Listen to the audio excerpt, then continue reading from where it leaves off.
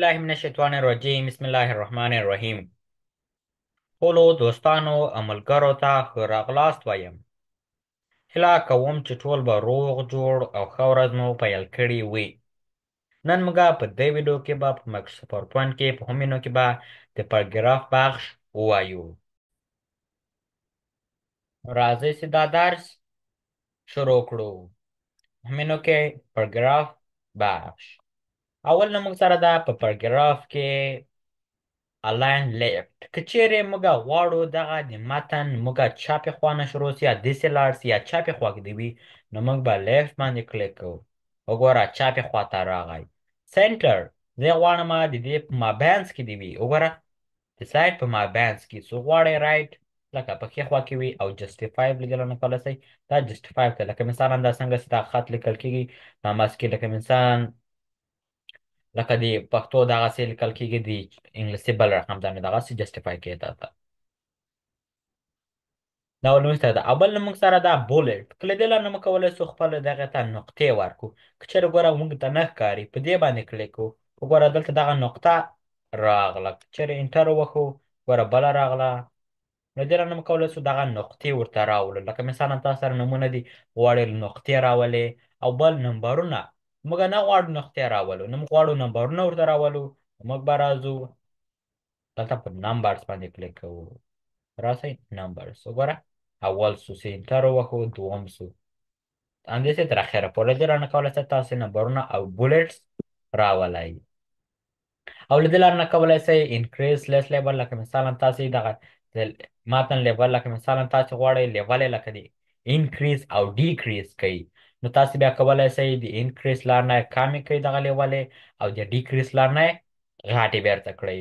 ګوره چېرې موږ انکریز وکړو کم ورته شو. دې لاره نه کولی شو موږ د لیول انکریز او ډیکریز دا کم یا زیاتې کړو. او بله موږ سره دا لاین سپیسینګ موږ سره اوس دا دلته لکه دوه لاینه دي.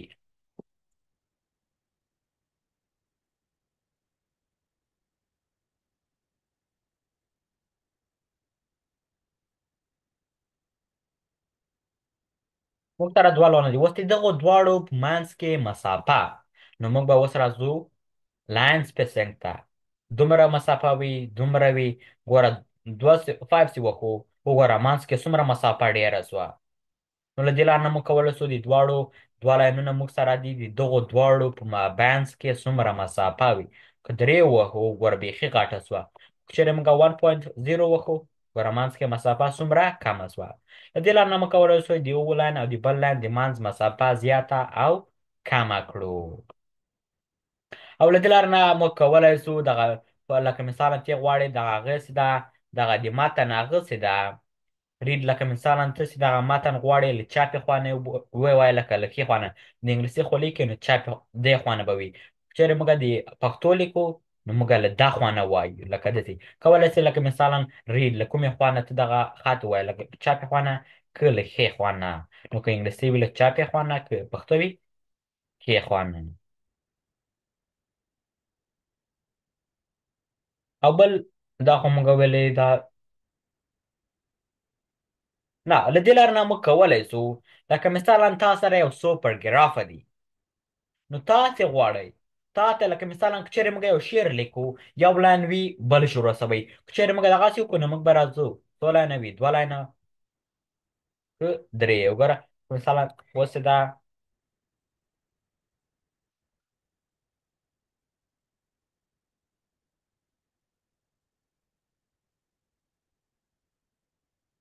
دغه موږ لیکلی ده. چېرې موږ دغسې دا کاپي کړو نو موږ به راسو اوس بیا کولی شو لکه مثلا درې لاینه وي دوه لاینه وي کولی شئ دغه کړئ لکه درې کالمه وي 1 کالم یو کالم دی وګورئ یو کالم سو. دوه کالمه دې وي وګوره دوه کالمه تر جوړ شول. درې دې وي وګوره درې شول دلته یو دانه راغی. بل موږ سره د ټکسټ ډایرکشن لکه مثلا دغه تاسې متن لیکلی ده دغه لکه څه هلته ولیکل سي. یعنې لکه مثلا ته غواړې د تا متن چې ده هغه دې ولیکل سي له پاسه دې لاندې ولیکل سي یا له ښي خوا نه د چاپې لاندې نه د پاسه نو تاسې به ټکسټ ډایرکشن ته راځئ. لکه مثلا زه غواړم له پاس نه دې لاندې ولیکل سي. وګوره متن له پاس نه لاندې اوس لیکل کیږي. تاسو د ټیکس ډایرکشن یا د لاندې نه پاس ولیکل سي. ګوره متن د لاندې نه پاس داسې وي. لکه مثلا تاسو کولی شئ دغه د خپل متن ډایرکشن معلوم کړئ چې کومه خواته وي. لاندې نه پورته وي، پورته نه لاندې وي، ښي خوا نه چپې ته وي، چپې خوا نه ښي ته وي. او الان ټیکس له دې رانه کولی شئ لکه مثلا د دغه اوس متن لکه کوم د ټاپ پاس په سر کې دغه چې کې وي، میدل د دې په مابینځ کې دی وي، الان ټیکس کې باډم لاندې دی وي. او کنورټ ټو سمارټ آرټ دغه متن ته لیکلی ده، که غواړې دغه سمارټ آرټ ته واړوې نو بیا ته به دلته راځې سمارټ آرټ باندې کلیک کوې، دلته بیا یو لیاوټ یې انتخابوې لکه دغه لیاوټ. دا خپله سمارټ آرټ هم چې دا ځان ته ډیزاین لري نو دا به موږ بیا په انزرټ کې دلته موږ سمارټ آرټ ځان ته راځي دغه به ووایو. همدومره تاسې زده کړئ چې څنګه دې لاره نه موږ کولی شو دغه خپل متن چې دا سمارټ آرټ ته واړوو. بیا تاسو چې کلیک کوئ دلته لکه لیاوټونه راځي چې دې لاره نه کولی شئ تاسو یو دانه سلیکټ کړئ. ډېره مننه دا و د نن ورځې درس. هیله کوم چې دا ویډیو به مو خوښه شوې وي.